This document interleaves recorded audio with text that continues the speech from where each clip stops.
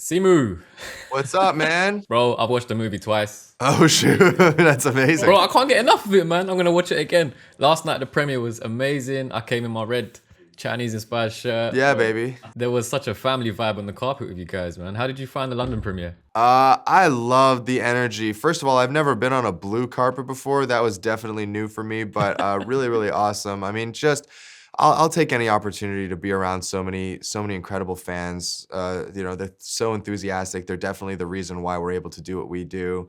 And also people like yourselves who are so intensely passionate about all things Marvel and superhero. I mean, that was me as a kid, as an adult. I mean, I loved the MCU. I loved anything to do with superheroes and just the idea that anybody, anywhere, has what it takes at any given time to do something heroic and manifest a greater destiny. And it's just so powerful and really just, we've spoken about this, but it's just so important that every community can see themselves reflected and represented in that way. It's just so incredibly empowering. Let's talk about your superhero costume.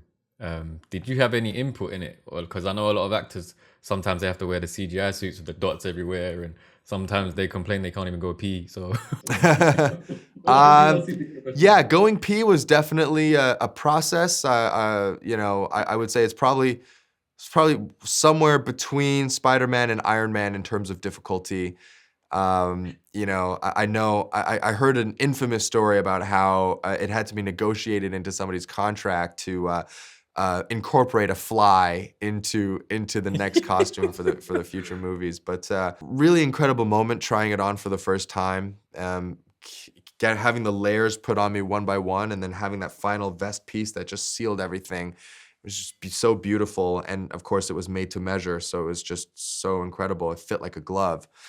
The fifth time, not so much. It was hot outside. We were filming a fight scene, and I was moving around in this oven of a of a superhero suit. And by the end of the day, it was just so exhausted and so overheated. I mean, so there. it is cool. You look cool in the film. It's all Oh, good. thank you, thank you. But it's definitely diminishing returns. It's like by the end of it, you're like, get me out of this thing, please. There's a comic book, right, where Spider-Man loses his spider sense and he approaches Shang-Chi and asks him to teach him Kung Fu, to which Shang-Chi teaches him the way of the spider. Now, would you want that scene to play out in the MCU with Tom Holland? Um, I think that'd be a pretty cool scene. I think first of all, he's an incredible performer. I think that our humor aligns really well. I think we both come across as some of the more relatable heroes in the MCU. So why not? It'd be an incredible team up. Dope, dope.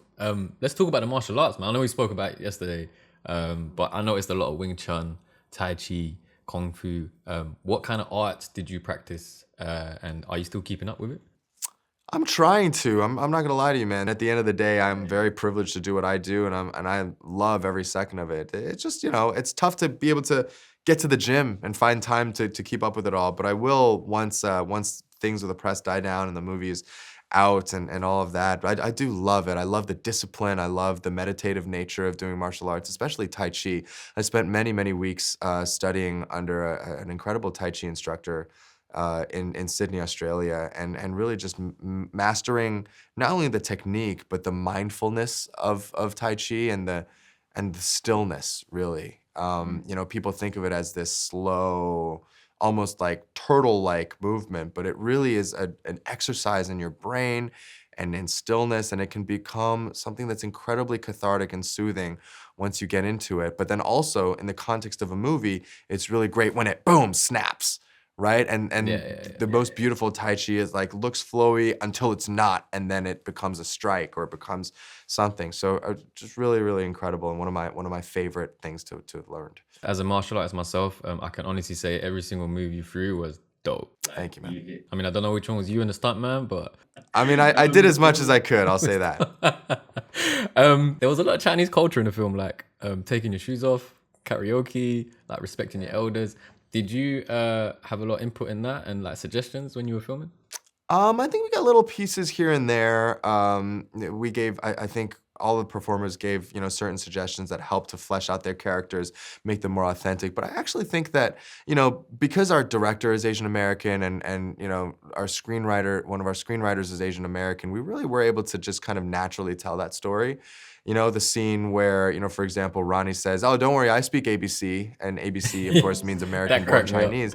I mean, it's really it's funny and it's kind of a throwaway joke, but at the same time, it's so incredible that we're highlighting something like the concept of an ABC in a massive Hollywood movie and blowing it up for a global audience. So now it's like people know Asian people aren't a monolith, right? We're not the same regardless of where we grew up or what our experiences were. Like we are very different. We all have different you know, relationships with our ancestral homeland and our language. And some people, you know, don't speak the language as well as other people. And some, like, you know, Katie's character, you know, openly will say, "Hey, my Chinese isn't that great." And that's definitely something that you see often within our community.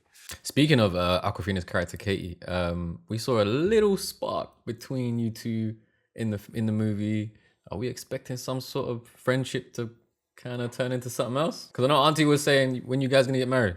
Oh wow, yeah. I mean that. Oh, you talk about like little bits of authentic immigrant culture. I mean that nosy grandma is everyone's grandma. I'm sure of it. I mean, I think Sean and Katie have a really wonderful relationship where they support each other, where they love each other in their way, and they have this, like, you know, carefree energy where they can really truly be themselves around each other. Now, whether that's romantic or not, that's not necessarily up for me to decide. I think, you know, the door is certainly open, but you know, I think people are just gonna have to tune in. Hopefully we'll get another chance to revisit the characters and then we'll see what happens.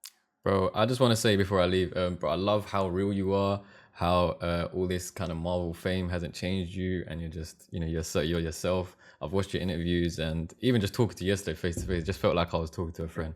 Oh, thanks, man. Your parents must be proud, man. I appreciate that, man. Thank you so much. They are. Thank you so much, Simu. Thank you for your time, and yeah, man, looking forward to the rest of your career. All right, man. Thank you. Take care, man. Later, Isla.